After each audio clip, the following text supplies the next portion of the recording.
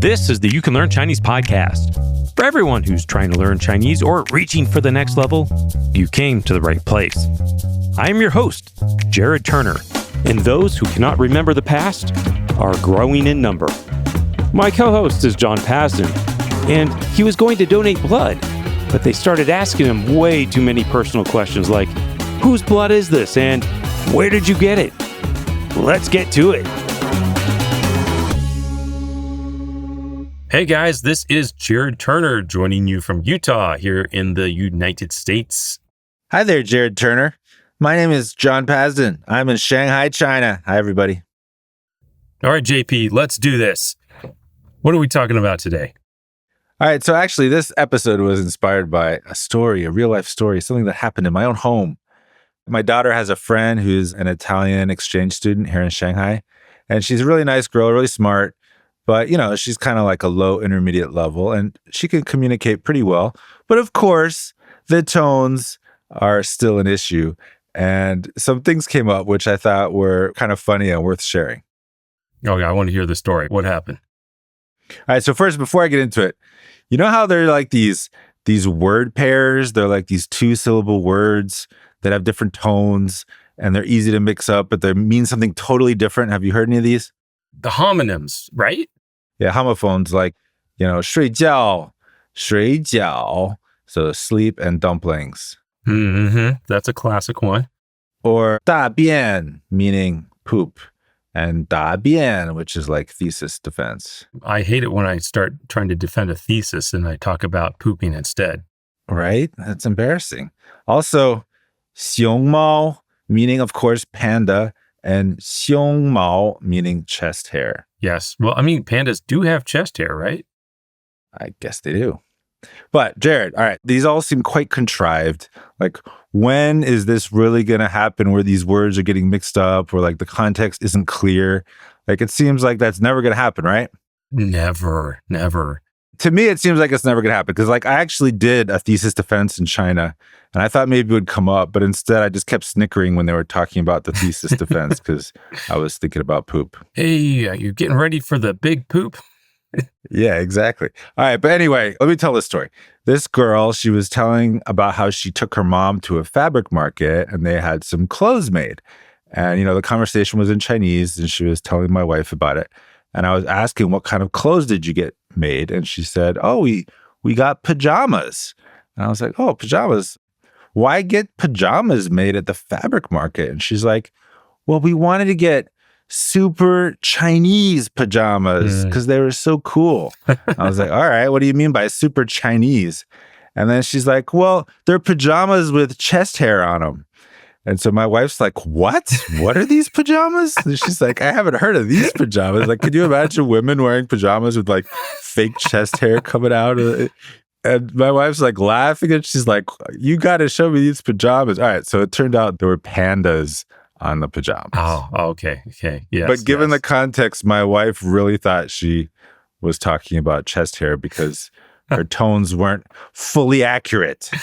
Oh, now it makes me wonder, there might be a market for chest hair pajamas. Could be. And then like later on in the conversation, she was talking about where she took her mom around Shanghai. And then another very similar thing happened where if you don't get the tone right, someone in Shanghai who knows places in Shanghai will get the place totally wrong. And it's like on the other side of the city. Mm-hmm. But this got me thinking about this issue. And, you know, this girl, her Chinese is pretty good, but still there are these situations where she got totally tripped up and she was embarrassed. I don't want to use her name. I don't want her to feel embarrassed because, you know, it happens to all of us.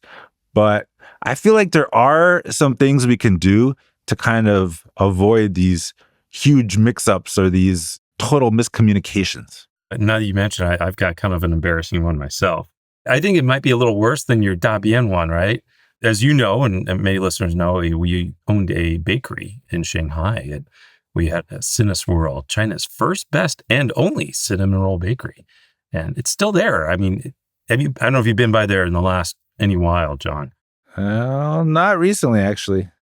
Okay, well, anyway, it's still there. It's like strictly cookies now and spread the bagel, all three rolled into one. Anyways, so oftentimes, we get deliveries of like ingredients And so the supplier or whatever, they'd send along with a little 小票. It's kind of like an invoice or something, that's been delivered and, we need to pay or whatever. And there's some characters on there. It's 收银, which is, like receive payment. I think it's literally like receive silver, right? And it's a verb. Is that right, John? Right. Yeah, 收 meaning to receive, right? I realize now that this character, like this word, right, it's a little bit more formal. It's not something you really kind of say. But I saw it on the invoice and I looked up, okay, right. I started using it in the shop.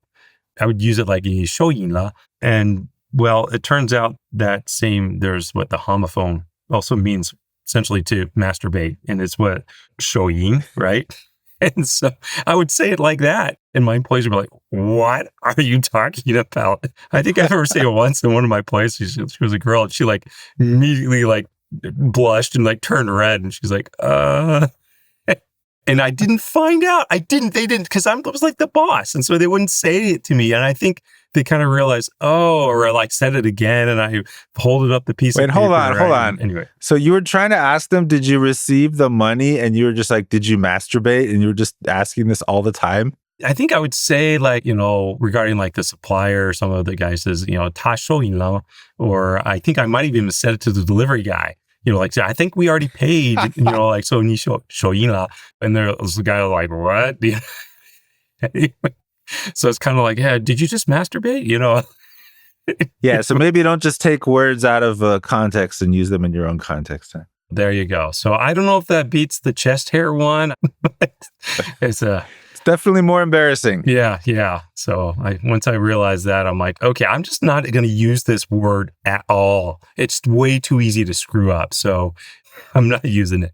All right. Well, the thing that these stories have in common is that they're all about the context, right? I didn't really think it was possible to have a context where people would misunderstand whether you're talking about chest hair or pandas, but clearly it can happen.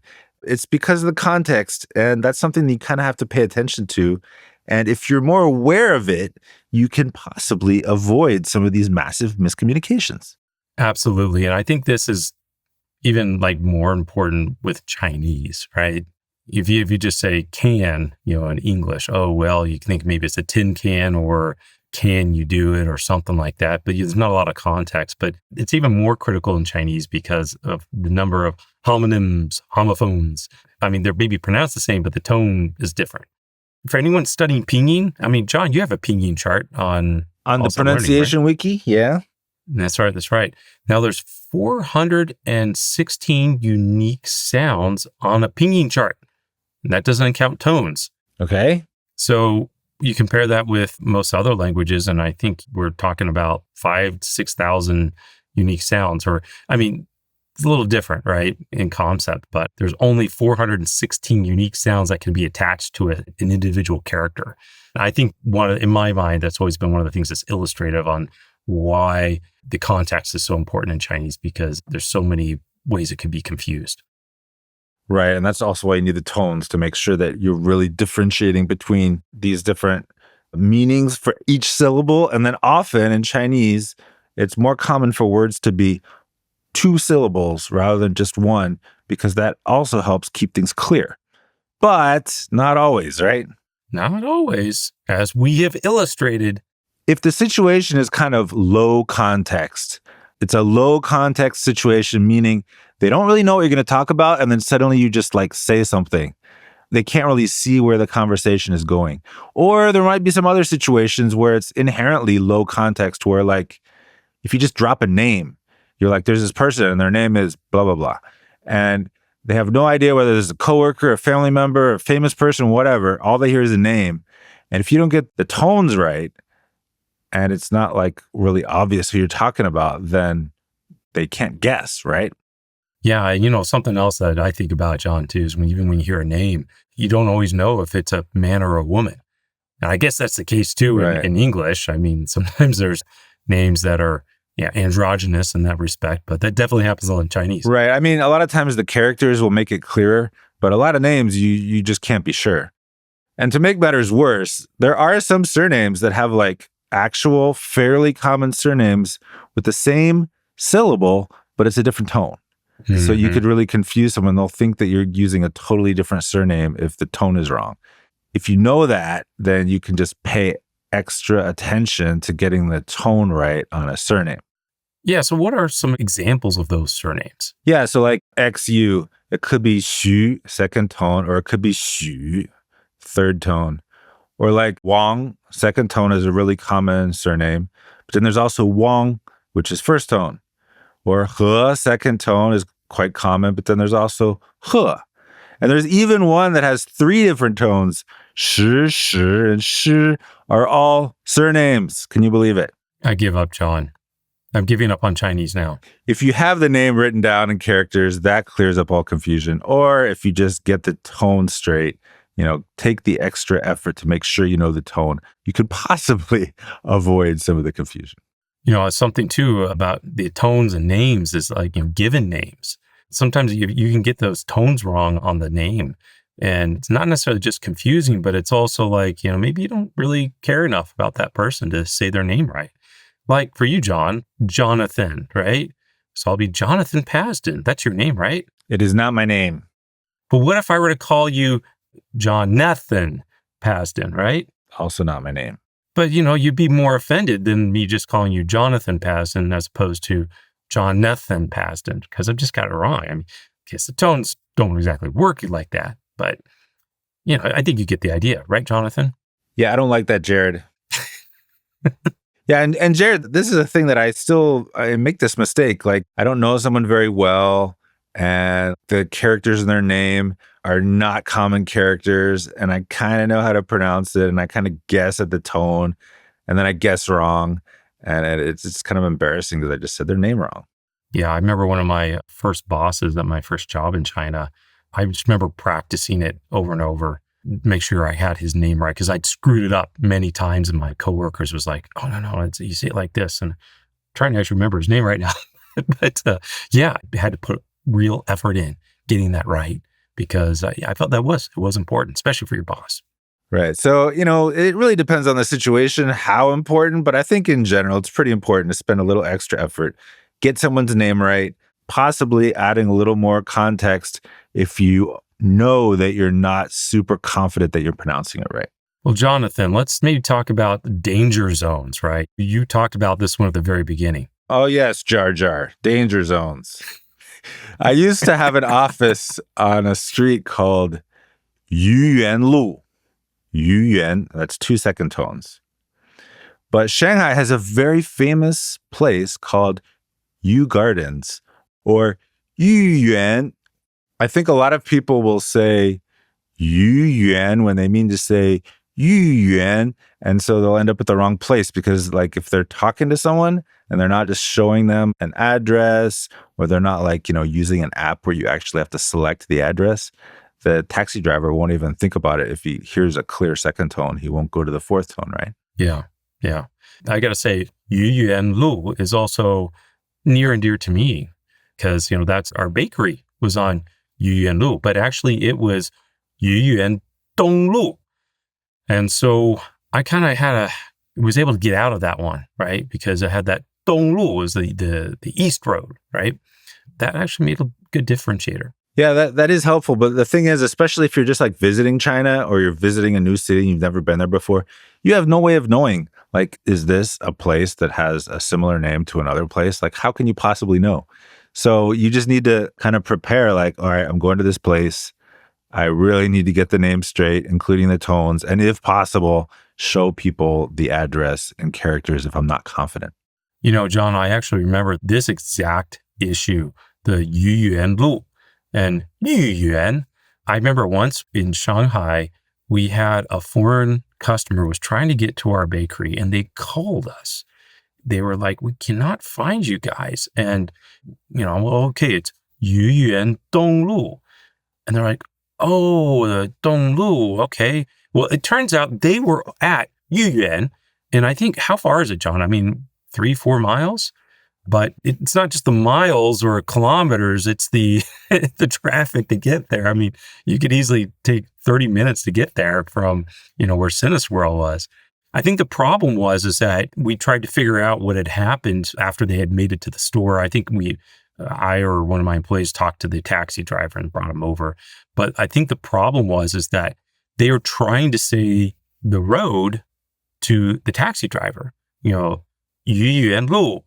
And he was like, 什么路? Like, what road? And then they were like, Yu Yuan, or whatever. They're messing the tones up. And so they're just trying to say the road name without putting road at the end. And so the guy just heard, oh, Yu Yuan. Oh, yeah. Okay. These are a bunch of foreigners.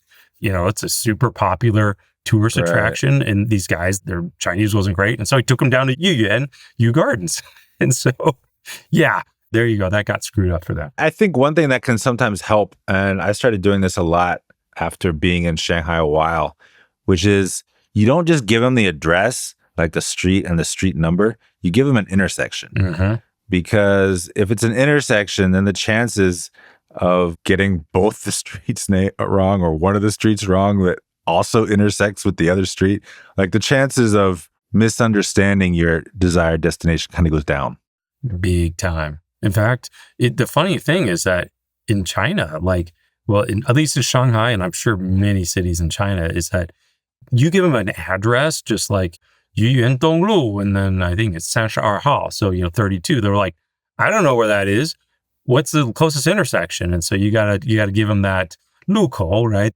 The road intersection, and then they can take you there. And I don't know. Once again, John, this also blows my mind. I've thrown out obscure intersections that can be on the outskirts of town. And the guys are like, oh yeah, I know where that is. And they go right to it. Anyway, side note, always impressed by these taxi driver guys. Although you're not going to have this problem of them not knowing where the street number is because they're going to use GPS now. True. It's not just you and the taxi driver anymore. But there are situations where you might have to tell them the address, or you might have to tell your friend who needs to, use their phone. Or, and this is probably the most horrifying thing that can ever happen in a foreign country, your phone runs out of power and you can't charge it. No. Yes. It's scary. It's happened to me. You got to be aware of the tone risks and try to mitigate these risks. All right, let's go on to the next one, Jared. Numbers. Yeah, so saying numbers. I think this one's probably pretty well known. Like some parts of China, they don't pronounce their SH distinctly from the S. They just say, 44. Yeah, if anyone, you can try this yourself. You can say, 4 is 4, 10 is 10. 14 is 14, and try saying that in Chinese and you'll see exactly what we mean. Right. And it's not just the tones, it's also accents, right? So listening comprehension is an issue too. But if you're aware of the 4-10 thing, then you can definitely be more careful. Also, I love the practice of counting with your hands. Now, of course, you can count to 1, 2, 3, 4, 5 and show that really easy. But there is hand signals in Chinese, in China, I think it's in Taiwan as well, where there's a symbol for 6, 7, 8, 9, and 10. Once I learned those early on, wow, it made things a lot easier. Yeah, that definitely helps. And if you're in a touristy area, then they're also going to have calculators or phones. Yes. I will say this, John, if you find yourself in a touristy area and, maybe English is not great, your Chinese is not great, and they're pulling out a calculator to show you prices, typically they're overcharging you. I've never been to one of those places where they pull out the calculator to show you the price and they don't jack things up for you. Yeah, there's a reason they've prepared that calculator. It's got some potential big payoffs. Okay, so we've given a couple of different low context situations where what you say can easily be misunderstood if your tones are even a little off. So what are we trying to do to minimize risk in these situations? I think we've mentioned it a little bit before, but let's go over it explicitly. Yeah, so I think the first one is simply just having written backup, right? You could have it on your phone. You could have it written down as something you show that person. And this is one of the things I do love about characters, because for all the homophones and all the ambiguousness or low context situation, if you have that character and you show it, you're like, it's clear, because that character is discreet. It has a very concrete meaning typically, and they're going to know, all right, I know what you mean now. And I used to write down these words and also write down the pinyin so that I could do my best to pronounce it clearly and then also show them, because then that can kind of confirm that I pronounced it correctly if they nod at what I said and then they nod again at what's written. Because otherwise, if I say it wrong and they show them what's written, they're like, oh, you don't mean what you just said. You mean this place. You're learning as you go, right? You're right. I also know this. This is something I always laugh. I not laugh. I just think it's just kind of cute that oftentimes happens in China. You're talking about something and they're not sure exactly what you're talking about. And there could be a couple different characters to represent what it is you're talking about. Oftentimes, people will pull out their hand and use their finger and on their palm kind of trace out the character that they're like, oh, you mean this one? And they write this character and you're like, no. And you write on your hand, this character or something. I remember the first time someone started doing something, I'm like, what are they doing? But it can be really actually helpful. Although my friend, he would always play a joke when people would say like, oh, what character you mean? He would turn his palm to himself and he'd write on his palm so nobody could see what he's writing. And then he'd turn his palm and show it to the person and they'd be like, look all confused, like, I don't know what character that is. And like, of course you know. I think that's one of those jokes that foreigners think are funny, but Chinese people don't. There are a lot of those. So another thing you can do is just provide a little more context. So like with Jared's example, like if they made really clear that it was a street, 是一条路, it's not a tourist attraction. There are lots of different ways you can do it. But if you can just provide some kind of context where if it's a person, you say it's your coworker, you say it's a man, you say it's a woman, then you can limit the number of possible misunderstandings. Okay, so then if you've provided as much context as you can, then it doesn't hurt to also try to maybe confirm a little bit. Yeah, absolutely. I mean, this is just a good idea, and not just in Chinese, but in general. Like, did I understand you correctly? And so you could just repeat it, right? Say, okay, this is what you mean? Yeah, unfortunately, to really confirm might require more language ability than you have. Like, I know I've been in that situation where I don't know if you really understood me or not, but I don't know what else I could say, and I just got to see what happens. So, sometimes you're in that situation too, right? That's right. I mean, when you're talking about 鸡肉, you want chicken, or maybe they think you're talking about muscle, right? Okay, and then there's one other thing, since we're on the topic of using the wrong tone and trying to communicate and potential miscommunications, this is related to like one of my own experiences that I had like in probably my first year in China when I was living in Hangzhou, and I would meet new people all the time. I would try to practice Chinese all the time, and people would ask me where I was from, and I would tell them.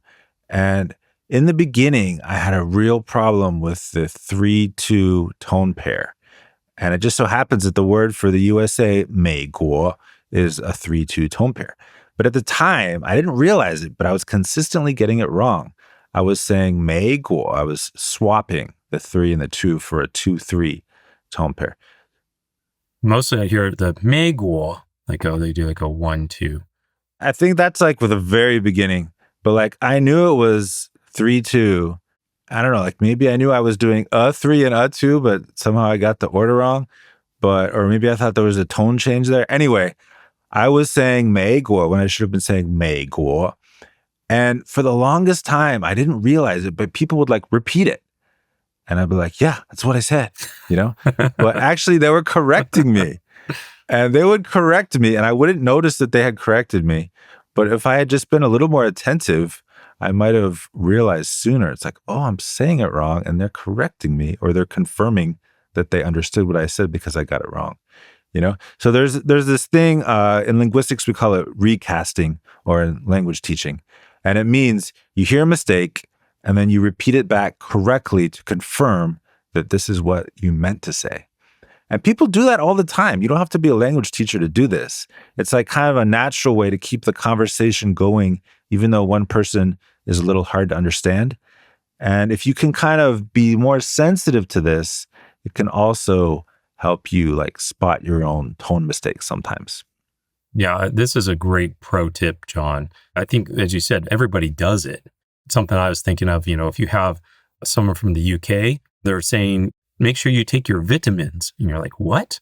They're like, take your vitamins.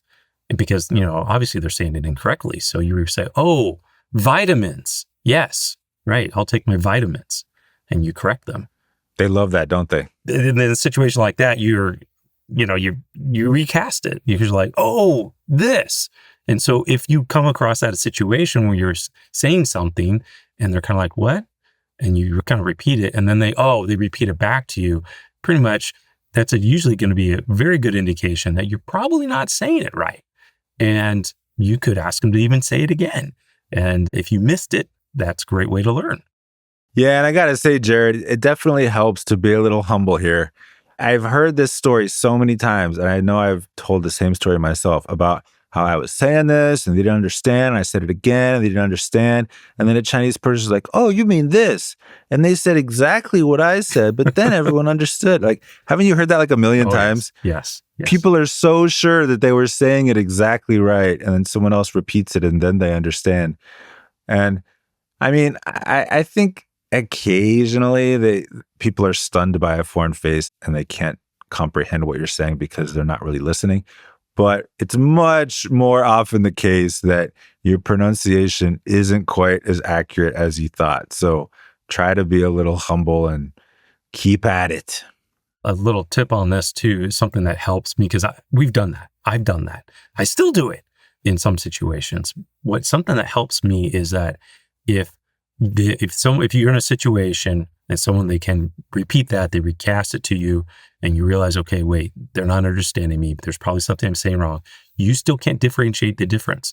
You can't hear the difference. What can help is like, hey, have them say it again, and then you say it.